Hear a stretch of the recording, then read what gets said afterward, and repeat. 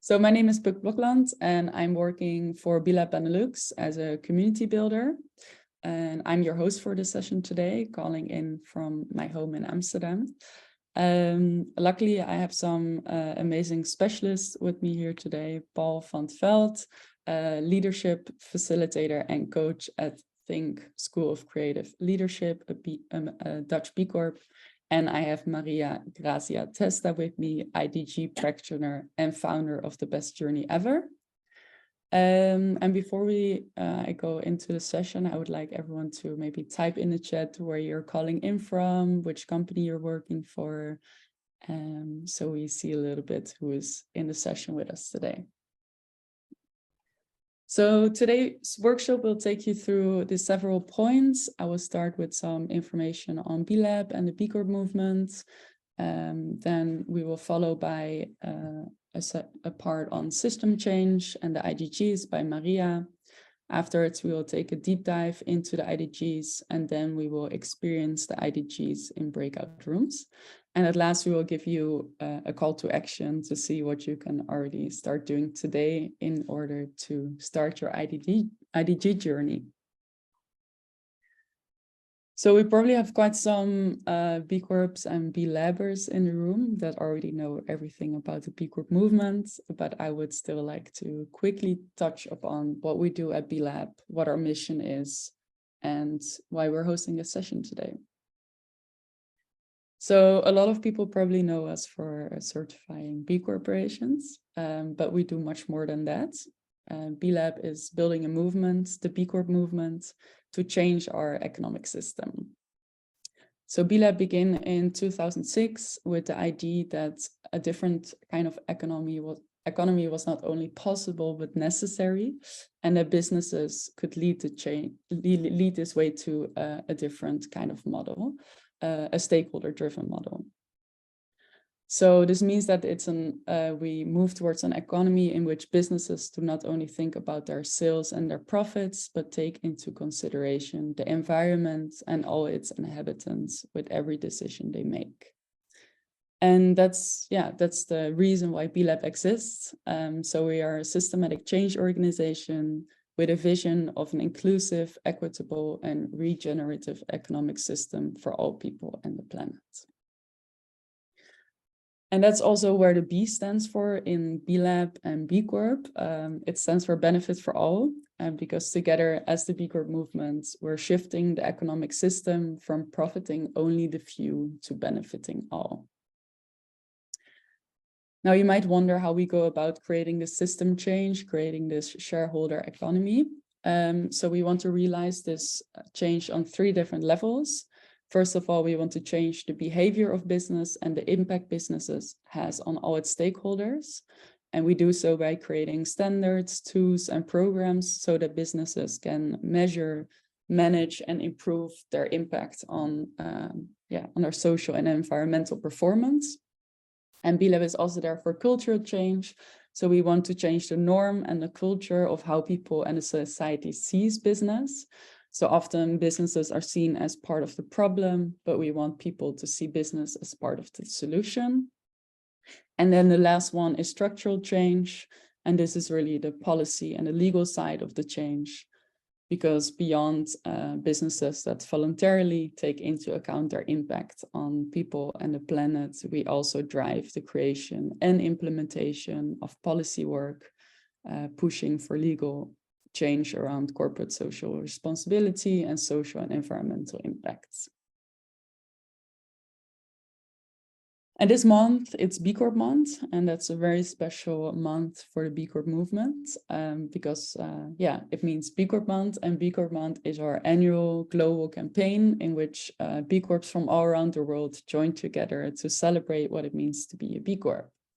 And this year, the theme is We Go Beyond, and it presents all the B Corps worldwide. I think already over 6,500 B Corps now that go beyond business as usual, that go beyond the status quo and take action to transform the economic system.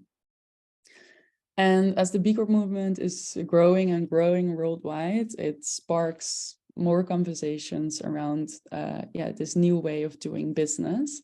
So during March, during B Corp Month, you will see lots of interviews, events, and workshops happening throughout the world, done by B Lab or B Corps that will help you to learn more about this new way of doing business.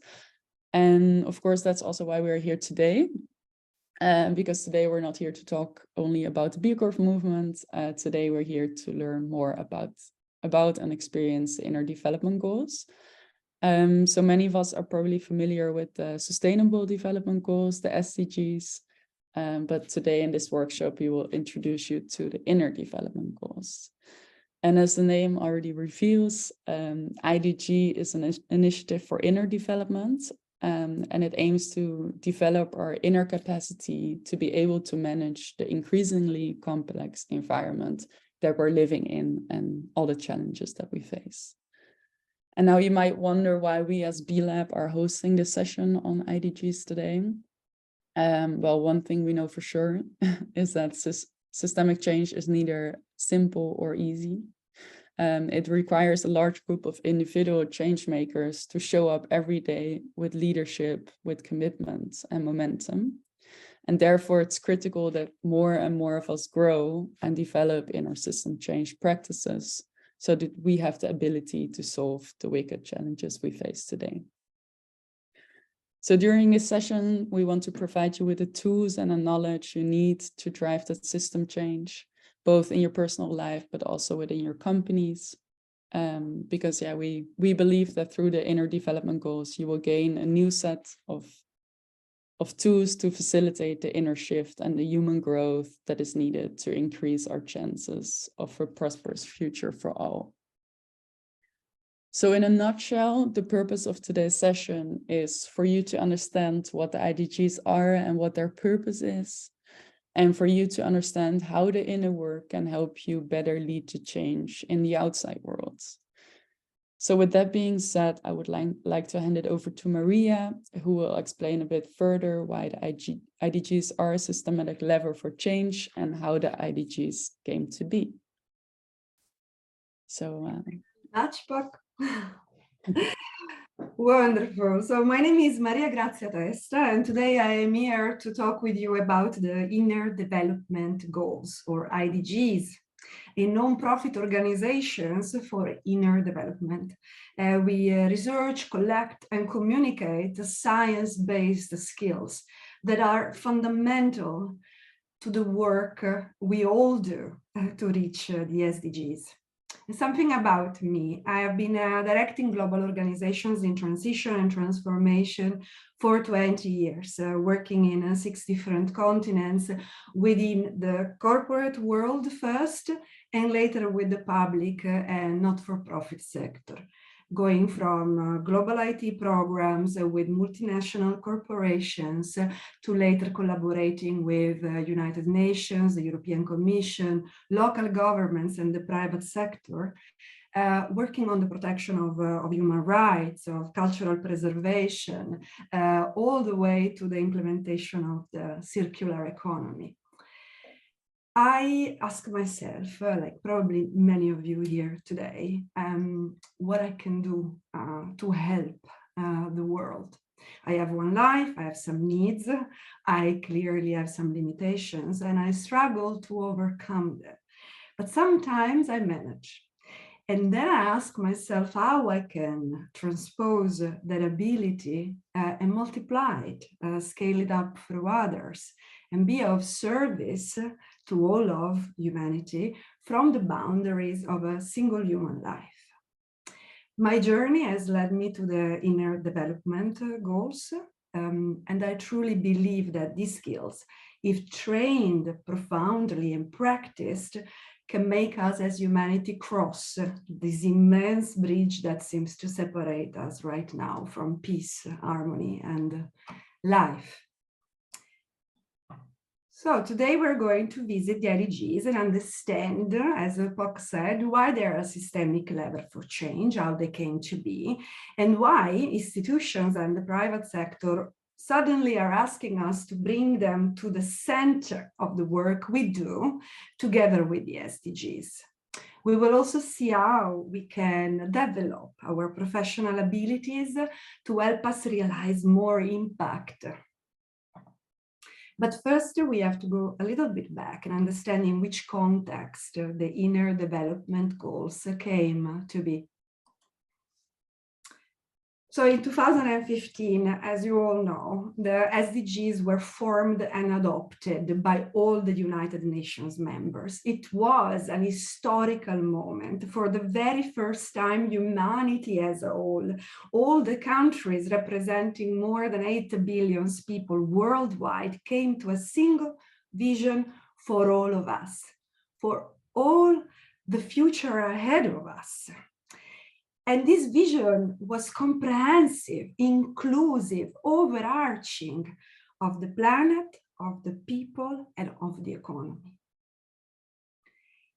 In spite of this, the progress towards the SDGs is not going as fast as needed, especially with the COVID pandemic and the exacerbation of wars globally.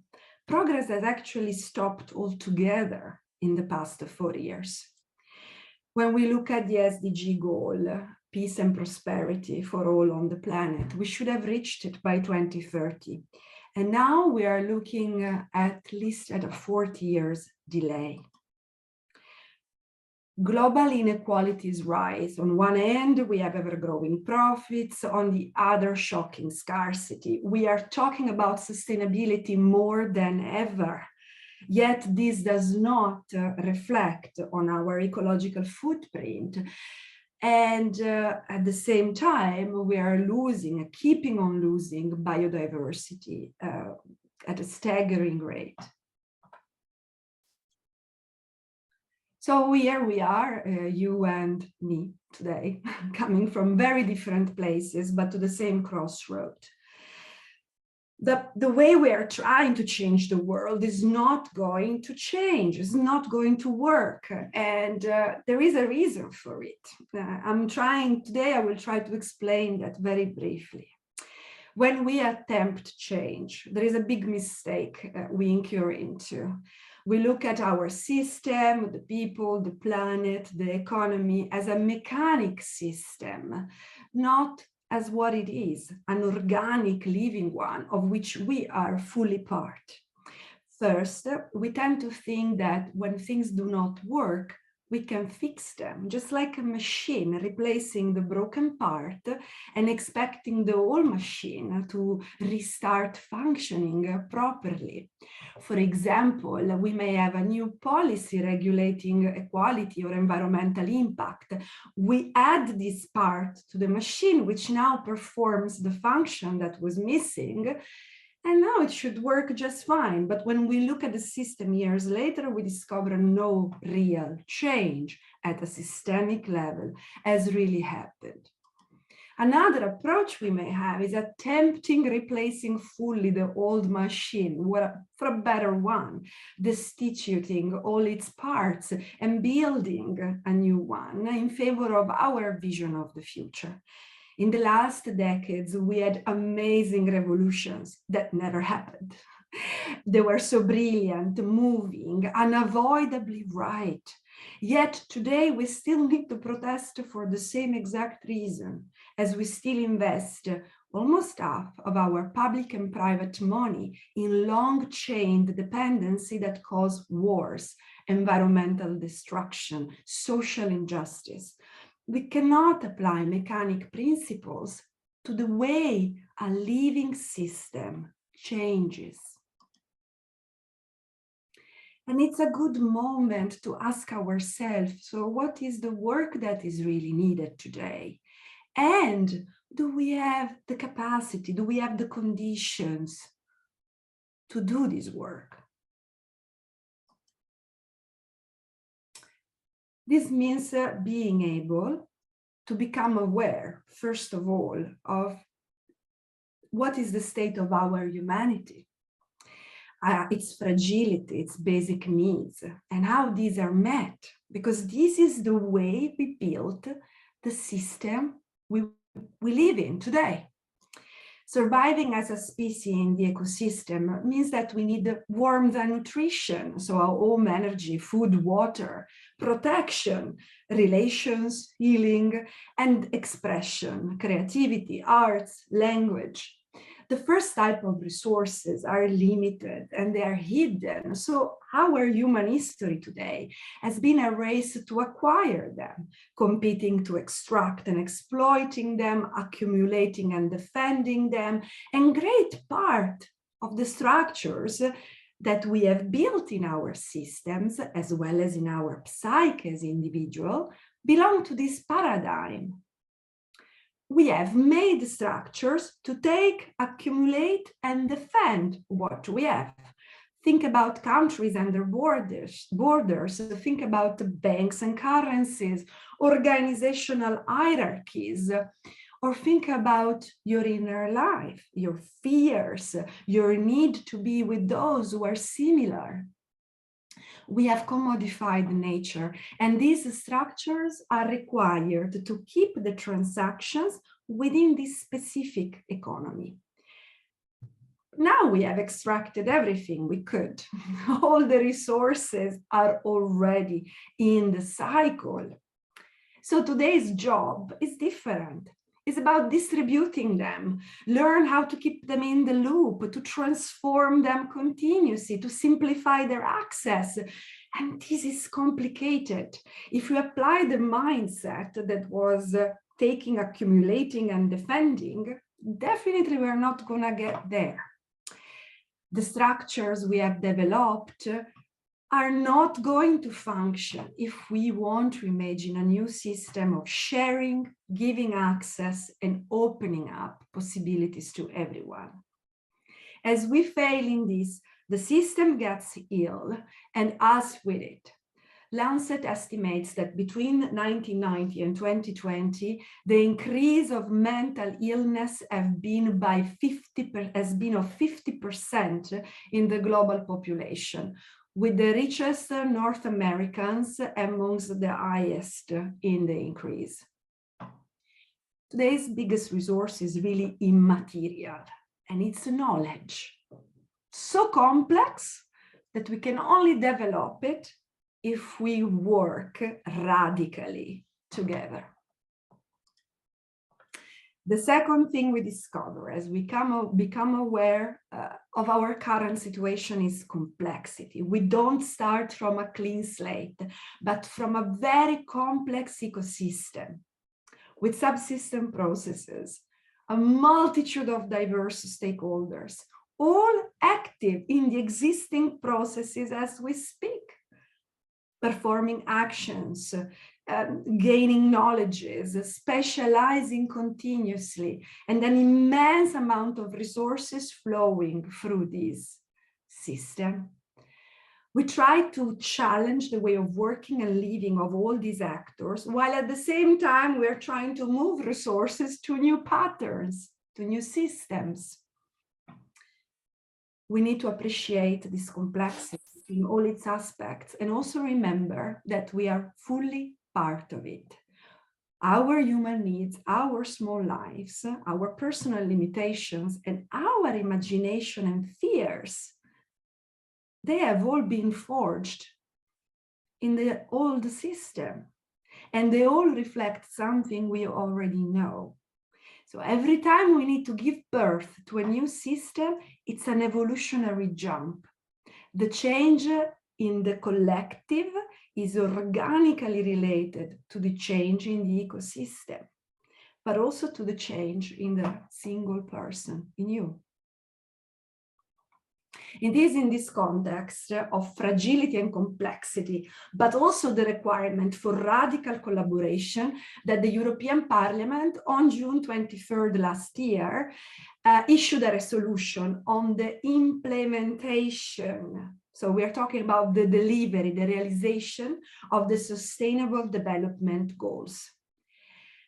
In basically half of the chapter on the financial and budget investments required, the European Commission speaks about education, multiple literacies, SME training, emotional intelligence and resilience, community engagement in promoting the skills that humanity requires and which are not taught in school to change the world.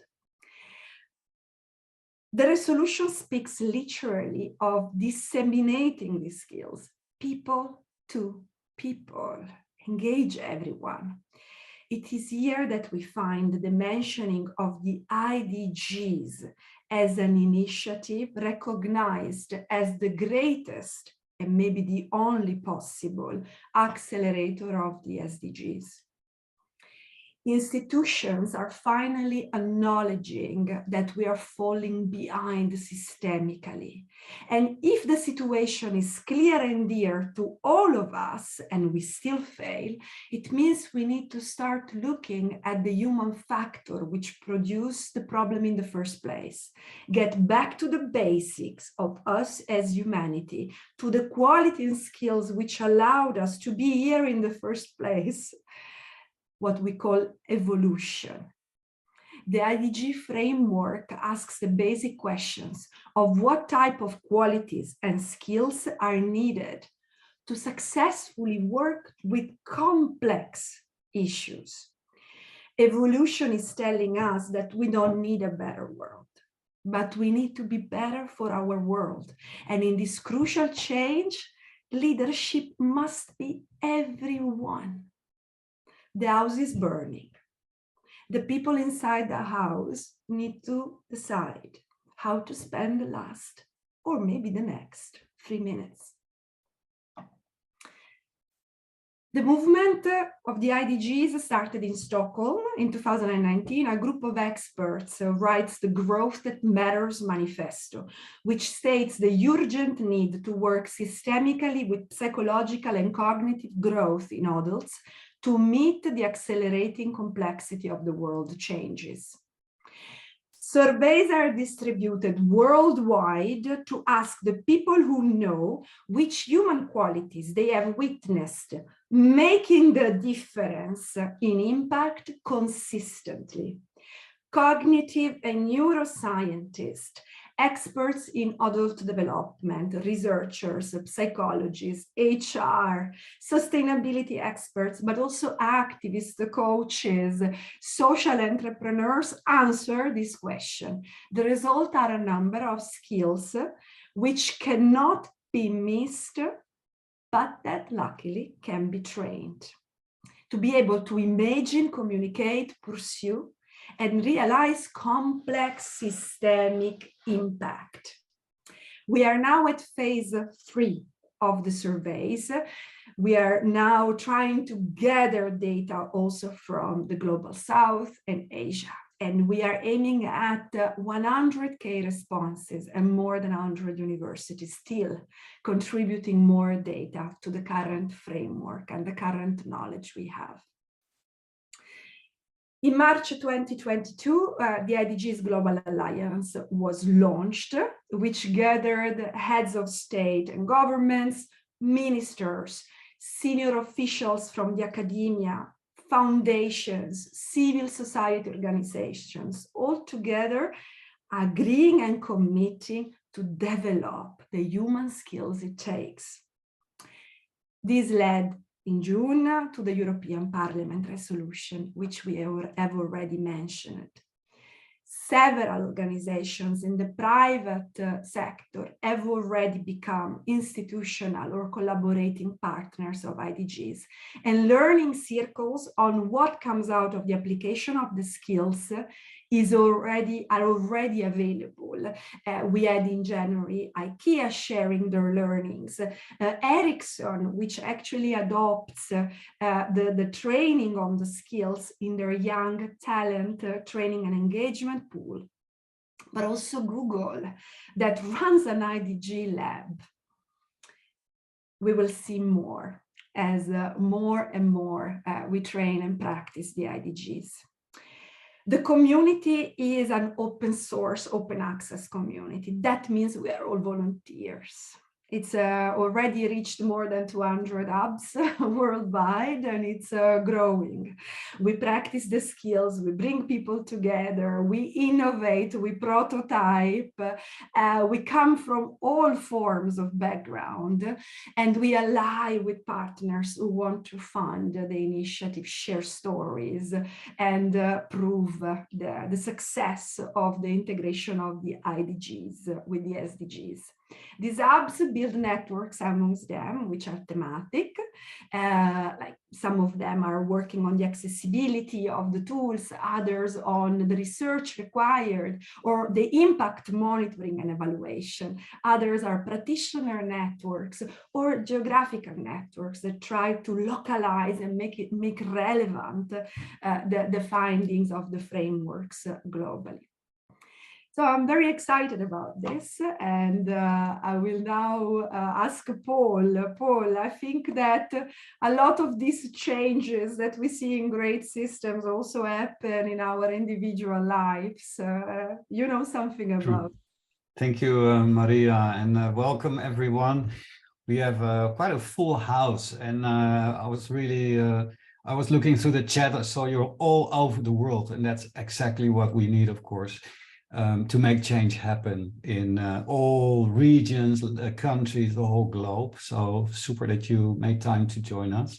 I'm from THNK, a School of Creative Leadership in Amsterdam, and we have been guiding and supporting leaders and change makers like you for more than 10 years now in making change happen and do good. And some of my colleagues are also joining today. I saw some familiar faces, so hello. And if you talk about change, it's constantly, we are in constant change, and inner development goals are about you. So how do you take leadership, even if you have a small element of a bigger organization? How can you take personal leadership? It starts with knowing yourself and knowing what change means and how you experience it. So we thought we're going to do a warm-up exercise, a small exercise in pairs. We're going to send you shortly into a breakout for 10 minutes. In pairs, you meet someone lovely and you can share each 5 minutes what is currently in transition in your life. So which part in your life is in transition? It could be something personal. Maybe you just got a baby and that makes that your life is completely upside down now. You have to get used to the new type of life. Maybe it's something in the organization that you changed structure, that you got into a new position where you can make more impact. Whatever works best for you, but share with each other which part of your life is in transition currently. And if we're ready, then we can send you out for in total 10 minutes. Make sure you each get a chance for 5 minutes to share which part of your life is in transition and choose an example that speaks to you. Good to go, and we'll see you back in 10 minutes. This meeting is being recorded. Welcome back, everyone. And I hope you had a nice sharing of where you are in transition. And that's the magic of Zoom as well, the random encounters. We trust that you meet exactly that person that you need to meet today. Maybe if you want to continue the conversation, find each other later on. I'm also curious, if you want to share, feel free to write it in the chat, which part of your life is in transition and what is it about. So if you want to write in the chat, you want to share that, feel free to. And let's also move to the next part. And Sylvie, thanks. Exactly. I hope you met the right person at the right moment to continue a conversation. Handing over back to Maria to go a little bit deeper into the IDGs. Maria. Thank you very much, Paul. So The question everybody asks is, what do I do in my business with the IDGs? How do they work in practice? How do I bring them into my organization? It's a very difficult question, but today I hope I will share with you some ways to think around how to bring, first of all, the IDGs in the first part of the system, which is yourself, and then to go from there to back to your organization and to your teams, also with some possible changes. So these are the 5 dimensions across which the 23 skills are organized. In the next slides, we will go through each one of the skills with a very simple approach. So on the left side, you will see the skill. At the center of the slide, you will see some questions you can start asking yourself to see how you are doing around that specific quality. It's difficult to appreciate if we have matured as a quality or not, but we will try with some poking questions. And in the last part, on the right side, what areas of your organization you can look at to see if you are actually integrating principles that are based on take, accumulate, defend, or on open up, do more with less, give access to everyone. So let's start with being. So being really is asking us to check what is our intention. Very often our immediate reactions or our desires are moved by the take, accumulate, defend mindset. We justify that as a normal because we are used to it. But it also means that we cannot really be open, willing, and participate with sincerity. So the training of these skills allows us gardening our inner life, developing and deepening our relationship to our own thoughts, our body, our feelings, and understanding where they're coming from. It's about being present and knowing what goes on inside, not being reactive when we face complexity. When we look at ourselves, when we formulate our purpose and what we really want, how much of what we say is actually based on conforming, expecting validation? How much is it something you would really get out of bed every day to go and do? When you are in the unknowing phase of a change, stuck in between the past and the future, and you still don't know what's going to happen, do you give way to fear, frustration? Do you resort to quick fixes to get out of that discomfort and sometimes even clash with your integrity or your inner compass in order to find a quick way out? When you attend meetings, do you think of what you can get out of them for yourself and your team? Or do you think of what you can share, what you can give, what you can learn? Now back to business. How do we bring that back? Some ideas, some possibilities. Are your vision and mission, your values, something your company prepared to brand and sell more? Or do you actually practice them in daily life? Does your vision include your workers? Does your organization think of how, as an organization, it will have affected the life of the people that work for it in 20 years from now? Do you think about how your organization affects the fabric of society?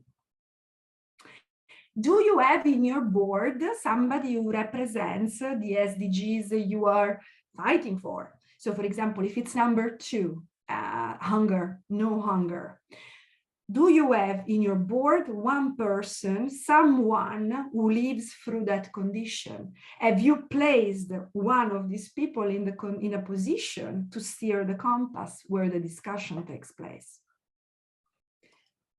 Let's go to the next one, thinking. Thinking is about the capacity to develop rich, encompassing possibility of change. We rush very often to design solution before we even know the complexity or we have the complete picture. We very often decide to ignore parts for the sake of efficiency. And then we spend the remaining 80% of our time dealing with the parts we decided to ignore. I think you know this feeling. So the training here is about developing the capacity to take different perspectives, evaluating information objectively and thoroughly, and understand complexity. What you can ask yourself is, am I afraid to say that I simply do not understand something because it's too difficult for me alone, and to ask for help?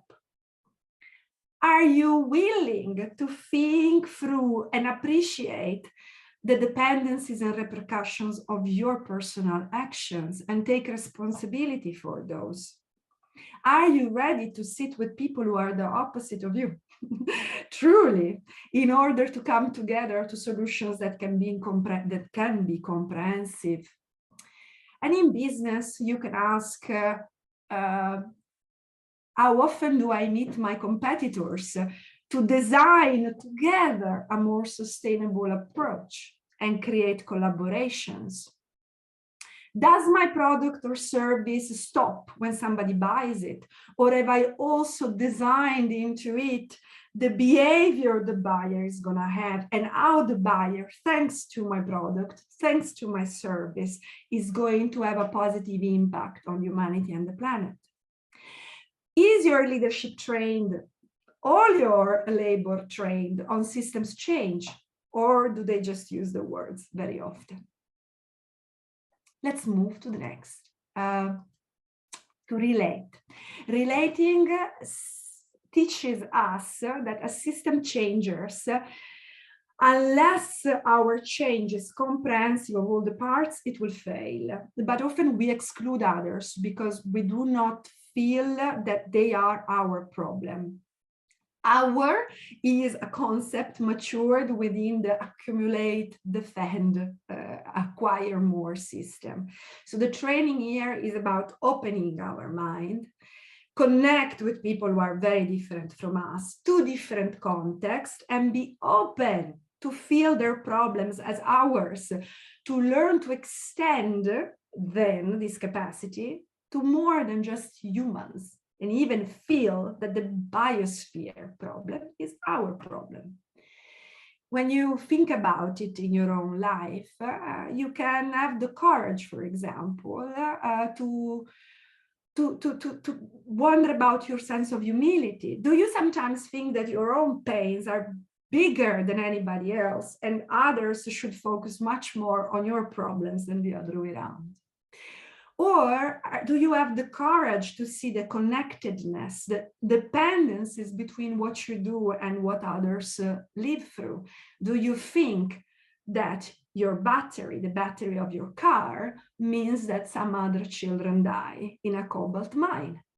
I know it's difficult, but that's the kind of questions we need to be open to ask if we want to feel something for the pain of someone else. And in business, we can look at our diversity, equity, and inclusivity model.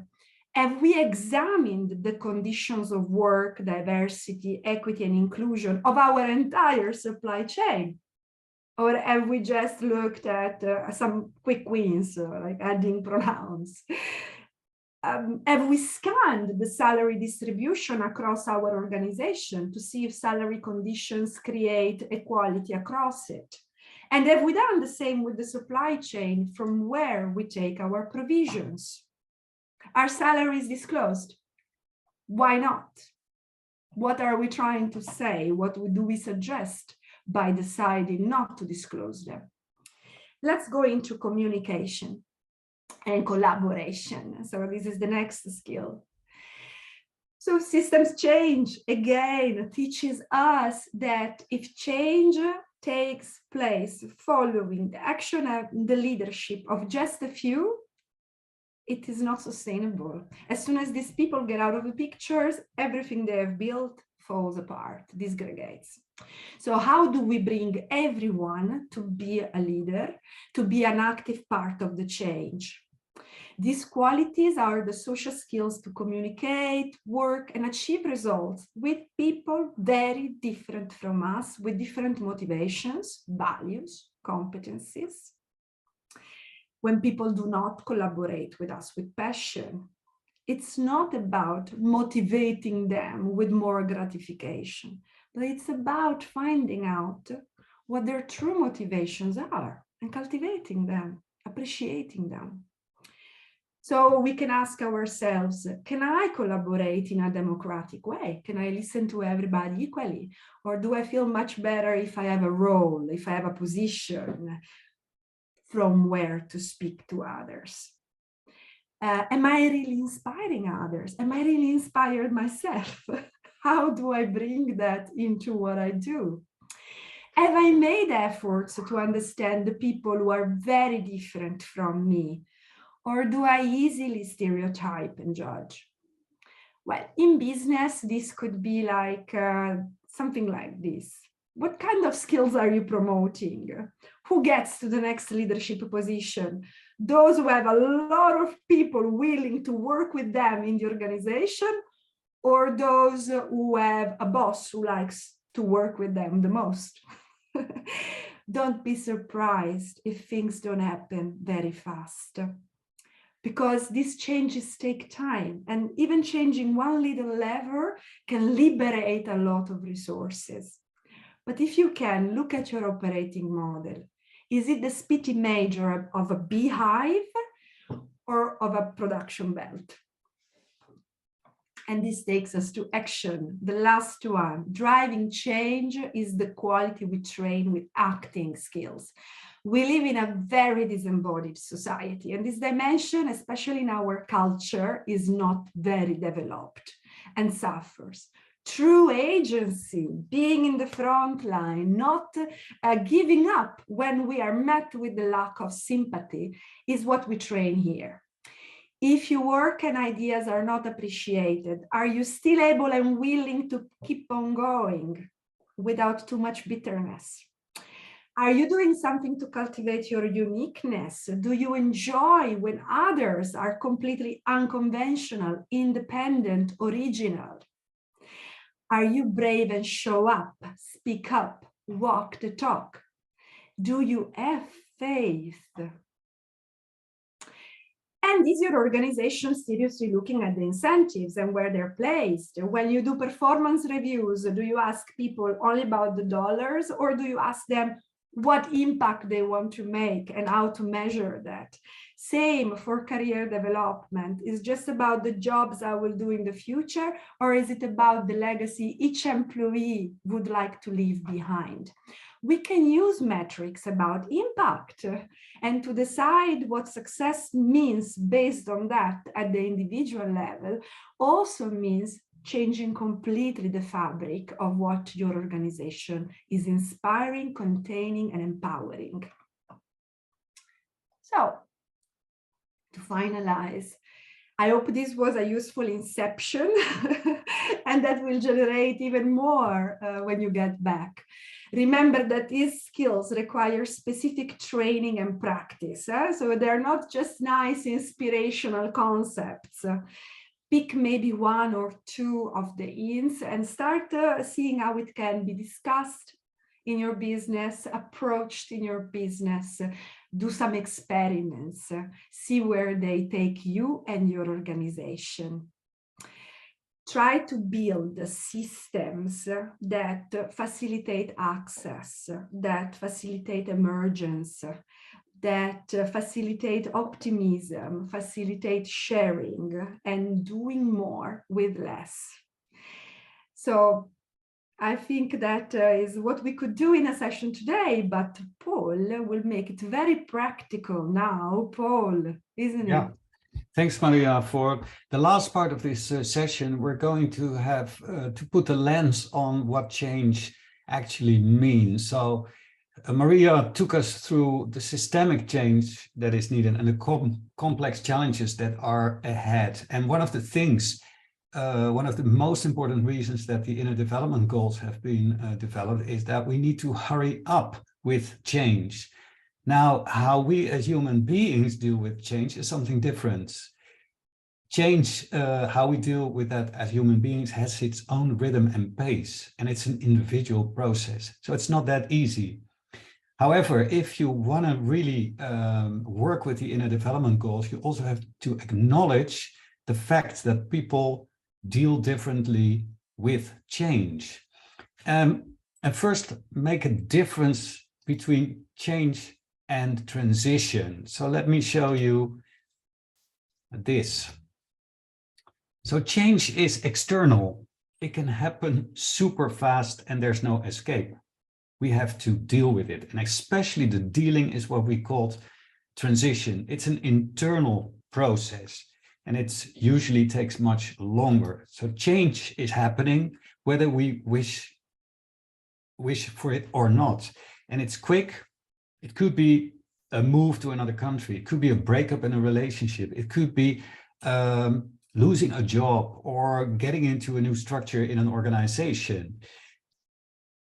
Both organizational and personal change is just happening. And then transition is a deeper process. It's a psychological process where we have to let go of the things we were used to do in a certain way, and we have to change it.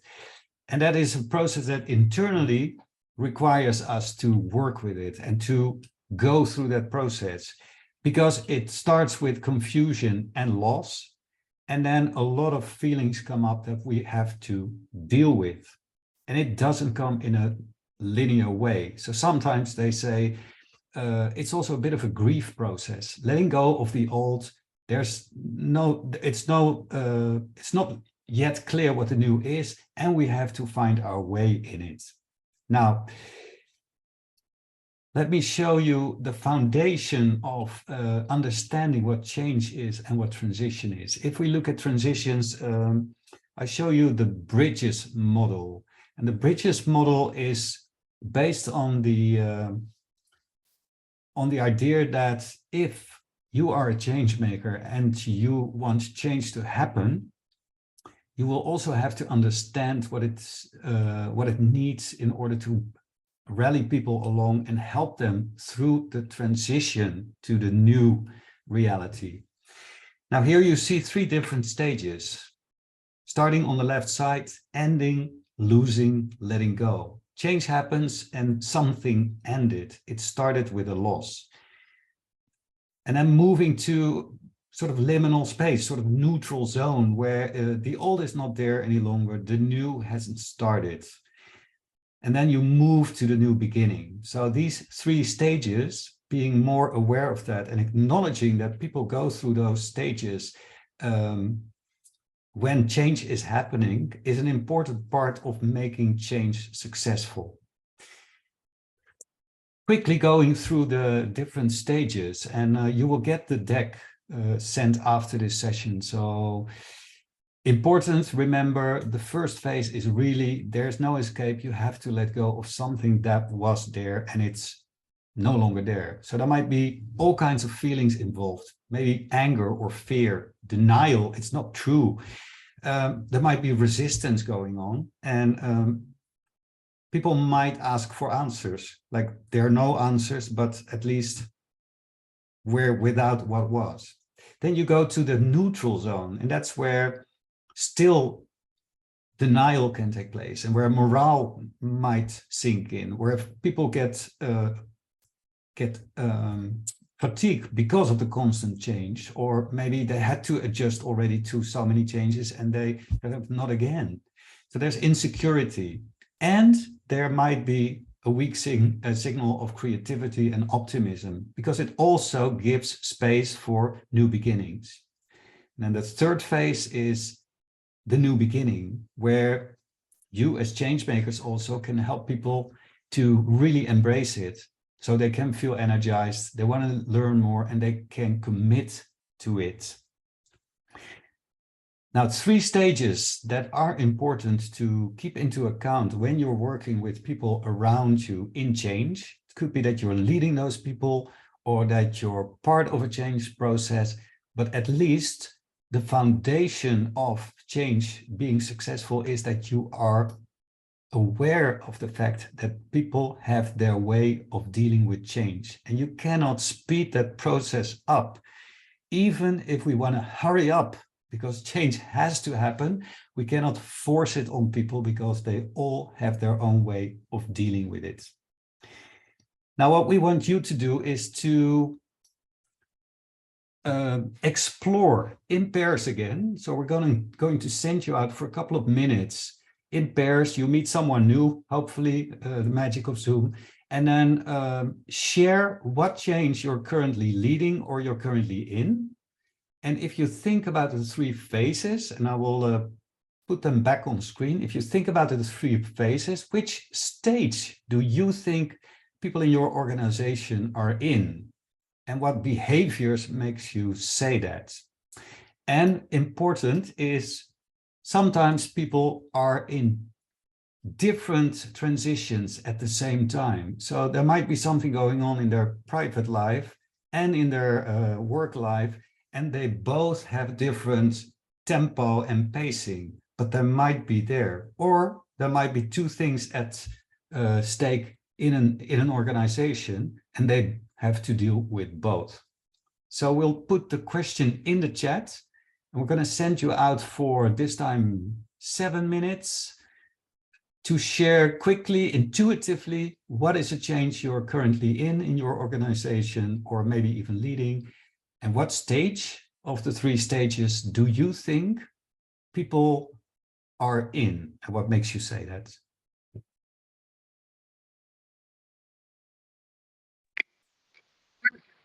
Well, welcome back, everyone. Slowly getting back in. Hope you had a nice, quick exploration on what it takes to assess where people are in their transition. And just a couple of pointers on what people need in the different stages. And again, we're going to share the deck. Let me take you through the 3 phases and what people might need from you or might need in order to deal with transition. And also you can see I added some of the inner development goals. Of course, the inner development goals are not separate things. They're like all woven together. But in this particular parts, I singled out some of them. And of course, it always starts with you. So who are you, and from which place are you working with people through change and transition? Now, if people are in a let go phase, they need to be acknowledged in emotions, that you are patient and that you also can work with that and have the patience to name the emotions and acknowledge them. It's also repeating messages. So this is like communication skills. Being empathetic, holding space, and actually help them understand what is lost. So this is a phase in which you might think, oh, let's get done and over with, hurry up. No, this is a very important part in helping people through that first stage where they really have to get to terms with what is lost and what that means to them and how they feel about it.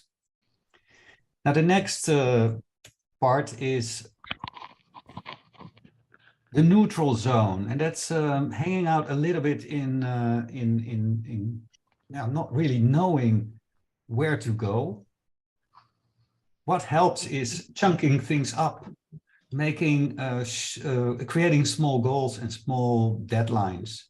Do feedback loops, and important also celebrate successes, because then you set the tone and you role model what you want to see and where we can build, what we can build on. It helps companies' purpose as an anchor, why their work matters to the bigger scheme of things. Also be solving practical bottlenecks, take them out of the way, and see also where workload is divided. It's a very practical thing. This is a phase in which people need space to figure out what they can do and where they feel they have a sense of control, where in the first phase, many people feel they lose control. This is a phase where a little bit of extra control, that people feel more autonomous, helps. And here you see, I stated 4 of the IDGs in it: being, relating, collaborating, and acting. So this require like a mix of the IDGs to make this phase a success. And again, also celebrate progress, but also praise and establish new habits. So this is what I want to see. This is what we want to see. Yes, do more of this, and that will help people go in the right direction. And the last phase, this is the phase of the new beginnings. So this is objective setting, how it will also build into the overall objectives. It's also about the positive results of the change, so people know actually that they're making traction with what they're doing. Sharing the success stories and being part, how are you really doing? So this is the classic example of put your oxygen mask on before you help others. Now we're going to share this, but having said this, you see here all 5 come into play, and this is where change is lifting off and can also speed up. Let's hand over back to Maria. Well, yes, just a very, very quick call of action for today. And if you want to know more about the hubs, the networks, or how to become a partner, you can just take a screenshot of this QR code and contact us. And we will try to help you navigating the world of IDGs and finding what you are looking for. Paul, do you have a call for action as well? I would say practice. Have one conversation this week with a colleague or a family member, a relative, a friend that you feel is having trouble with change. Try to make space, listen, and give them what they need, and use the work and the deck to see what there might be at stake for them. Book. Okay, so thank you so much, Paul and Maria, for those call to actions. I definitely encourage everyone to explore the exercise and the inner development toolkit, also to continue your IDG journey after today. Yeah, I hope everyone had a good introduction to the IDGs and that you could experience a little bit what they could mean to you and to your business. Yeah, many thanks to Paul and Maria. That was definitely an amazing session, and I'm sure you inspired loads of people today. And with that being said, it's the end of today's session. On this slide, you will find some of our other events that we're hosting throughout B Corp Month, including some live Q&As with B Corps and a masterclass on biodiversity and another one on ethical marketing. And we will be sending out the recording and the slides within a few days. So thank you, everyone. And I hope you have a lovely afternoon still.